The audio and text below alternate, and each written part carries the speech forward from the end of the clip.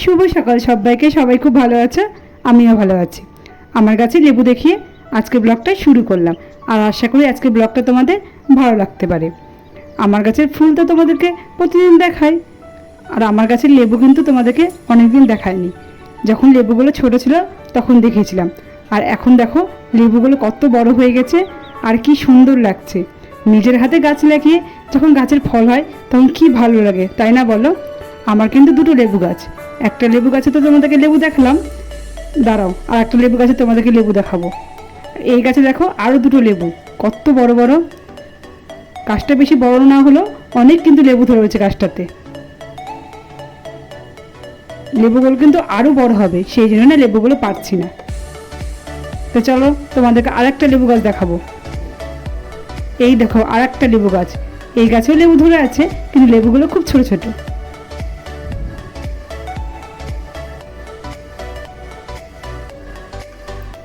ছাদের উপর থেকে অনেকক্ষণ হলো নিচে নেমে এসেছি। এসেই না সকালে জলখাবারের জন্য একটু পরোটা বানিয়ে নিয়েছি। তোমাদেরকে আর পরোটা দেখালাম না, অনেকবারই আমি পরোটা করেছি, তোমাদেরকে দেখিয়েছি। আর পরোটা তো তোমরা সবাই বাড়িতে করো, কি আর দেখাবো বলো? আমি যখন রুটি বা পরোটা করি, আমার সোনামা আমার পিছন ছাড়ে না। ও শুধু আমার কাছে হাত পেরে বসে থাকে যে কখন আমার মা আমাকে মাখানো আটা দিবে। সোনামা মাখানো আটা পেলে খুব খুশি। আর আমি যেরকম করে রুটি আর পরোটা বেলি, সোনামাও কিন্তু ঠিক সেভাবে বসে পরোটা আর রুটি বেলে। আর সোনামা যখন মাখানো আটা হাতে পায় খুব খুশি। আর এখন দেখো চুপ করে বসে কি সুন্দর করে রুটি বেলছে আর আমাকে দেখাচ্ছে কেমন হচ্ছে। আর সোনামা কিন্তু সোনামার বম্মার কাছে বসে আছে। বম্মা মানে আমার তো দিদা এসছে, তোমরা তো জানো। আর সোনামা দেখো কত খুশি। আমার সোনামা কিন্তু খুব কাজের মেয়ে হয়ে গেছে। সোনামা যখন এগুলো কাজ করতে পারে না, খুব খুশি হয়। আর সোনামা এখন চুপ করে বসে বদমাইশিটা করে যাচ্ছে। সোনামা তো দুষ্টুমি তোমাদেরকে দেখালাম, আর চলে এলাম রান্নাঘরে। আর আজকে চিকেন রান্না করব। আর চিকেনটা কিন্তু সোনামার পাপাই রান্না করছে। আর আজকে সোনামা আমাকে এত বিরক্ত করছে, এক একদিন হয় না যে বাচ্চারা মাকে ছাড়তে চায় না।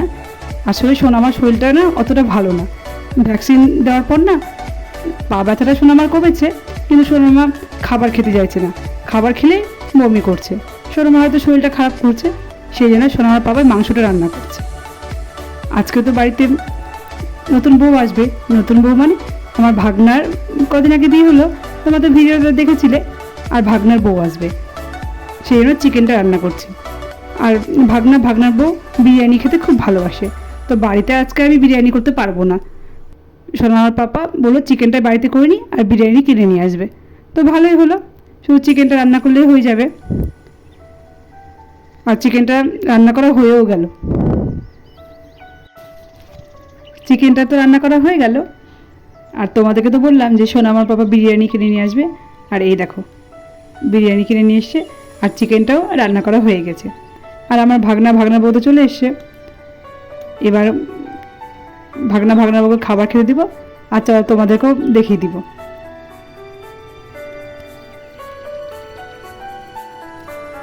বিরিয়ানিটা তো তোমাদেরকে দেখালাম।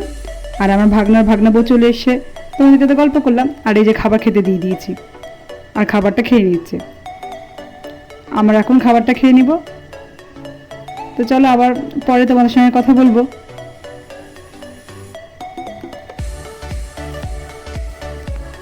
দুপুরে খাবারটা খাওয়া হয়ে গেল, আর এখন সবাই মিলে বসে আমরা গল্প করছি।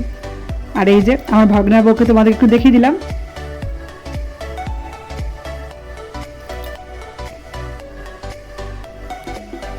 আবার বিকেলে চলে এলাম তোমাদের সঙ্গে কথা বলতে। আমার মার দিদা আমার বাড়িতে এসে তোমরা তো জানো, আর এখন না বাড়ি চলে যাচ্ছে। প্রত্যেকবার মা বাড়ি যাওয়ার সময় কান্না করে। তো মাকে এবার বলে দিয়েছি তুমি বাড়ি যাওয়ার সময় কিন্তু একদম কান্না করবে না। আর এই দেখো সোনামাকে দেখো গাড়িতে উঠে বসে আছে। সোনামা কিছুতেই দিদুনকে বাড়ি যেতে দিবে না। মা আর দিদা তো বাড়ি চলে গেল, আর আমার ভাগনার বউ কিন্তু এখনও আমাদের বাড়িতেই আছে। বললাম যে তোমরা আর বিকেলে যেও না, রাতে খাওয়া দাওয়া করে তারপর বাড়ি যাবে। আর যা গরম পড়েছে, আর সবাই মিলে আমরা গল্প করছি। আর মোনালি মা জানে যে মা গল্প করছে সবার সঙ্গে, সেই জন্য এসে না সন্ধ্যাটা দিয়ে নিচ্ছে। আর সন্ধ্যাটা তো আমার মোনালি মাই বেশিরভাগ দিন দেয়। আর যেদিন টিউশন থাকে সেদিনই আমি দিই। আর মোনালিমা এখন আমার সন্ধ্যাটা দিয়ে নিচ্ছে। এতক্ষণ ধৈর্য ধরে যারা আমার ভিডিওটা দেখলে প্লিজ আমার ভিডিওতে একটা লাইক করে দিও। আর যদি আমার ভিডিওটা তোমাদের ভালো লেগে থাকে কমেন্ট করে জানাবে। আর তোমাদের মিষ্টি মিষ্টি কমেন্টগুলো আমার পড়তে খুব ভালো লাগে। আর অনেক নতুন বন্ধু আমার পরিবারে এসছো, তোমরা কিন্তু আমার পরিবারে থেকে যেও, আমিও সময় মতো ঠিক চলে যাব। আর এই যে আমার মোনালি মায়ের সন্ধ্যাটাও দেওয়া হয়ে গেল। আর এখন আমার মোনালি মা শাকটা বাজিয়ে নেবে।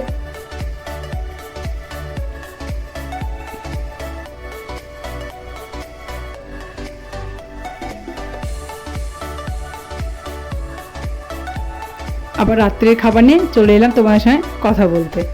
তোমাদেরকে তো গল্প করলাম যে আমার ভাগনার বউ রাত্রে খাবার খেয়ে বাড়ি যাবে। তো রাত্রে না আমি কিছু রান্না করিনি, করলে তো তোমাদেরকে দেখাতাম। আমার ভাগনার বউ না রুটি খেতে অতটা ভালোবাসে না, তান্দুরি রুটি খেতে বেশি ভালোবাসে। তো ভালোই হলো, আর আমাকে আর রুটি বানাতে হলো না। সোনামার বাবা ডিউটি থেকে আসার সময় তান্দুরি রুটি নিয়ে এলো। তো তান্দুরি রুটি আর চিকেন কষা আর মিষ্টি দিয়ে খাবার খেতে দিয়ে দিলাম। আর তোমাদেরকে তো বলাই হয়নি, আমার ভাগনা বই না ভাইও এসছে, তিনজনকে খাবার খেতে দিয়ে দিয়েছি। আমার সোনামার পাপার সঙ্গে খেলা করছে, নাহলে সোনামাও কিন্তু নতুন বৌমনির সঙ্গে বসে খাবার খেতে বসে যেত। আর মোনালি তো টিউশন পড়তে গেছে, তো মোনালি টিউশন পড়ে আসবে, তারপর আমরাও খাবারটা খেয়ে নিই। আর ভাগনা বউ তো চলে যাবে, সেই জন্য তাড়াতাড়ি করে খাবার খেতে দিয়ে দিলাম। তো বন্ধুরা, আজকের ভিডিওটা এ পর্যন্ত।